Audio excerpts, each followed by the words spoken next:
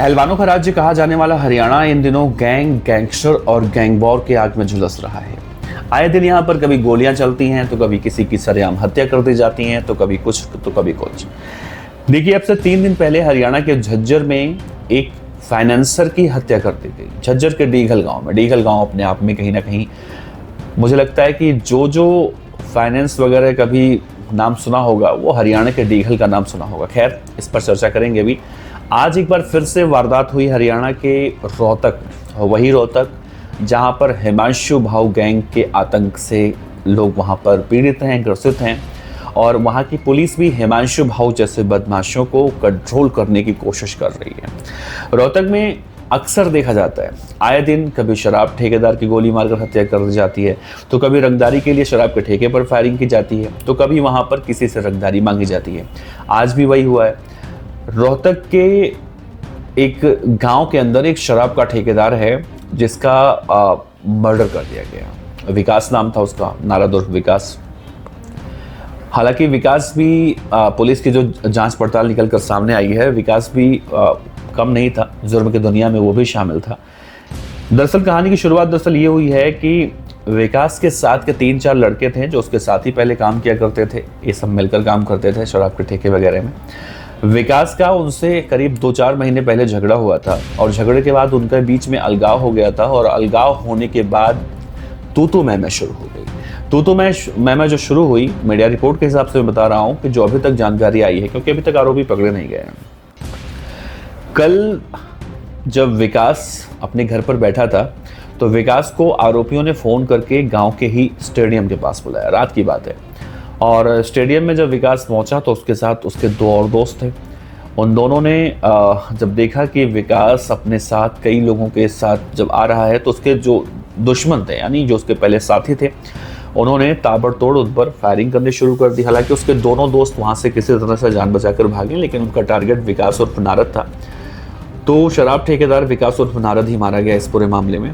अब इस पूरे मामले में जानकारी निकलकर सामने आई है कि 4 लोग हैं, जिनमें आलोक नाम का एक लड़का है जो इस पूरे मामले में मुख्य आरोपी बताया जा रहा है अभी। हालांकि अभी उसके ऊपर आरोप लग रहा है। आरोप के बाद जब पकड़ा जाएगा या वो सरेंडर करेगा या उससे पूछताछ होगी, तभी बहुत सारी चीज़ें इसमें क्लियर कही जा सकती हैं।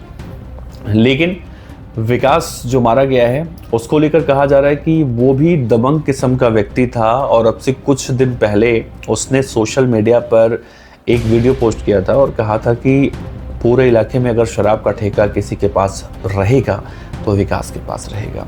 अगर किसी और ने शराब के ठेके पर हाथ आजमाने की कोशिश की तो उससे मैं मौत के घाट उतार दूंगा, खून की नदियां बह जाएंगी। और उसने इस दौरान एक शराब के ठेके के बाहर फायरिंग भी की थी, बाद में फरार हुआ था, और हरियाणा की पुलिस ने उसे हरिद्वार से, यानी उत्तराखंड के हरिद्वार से पकड़ा था।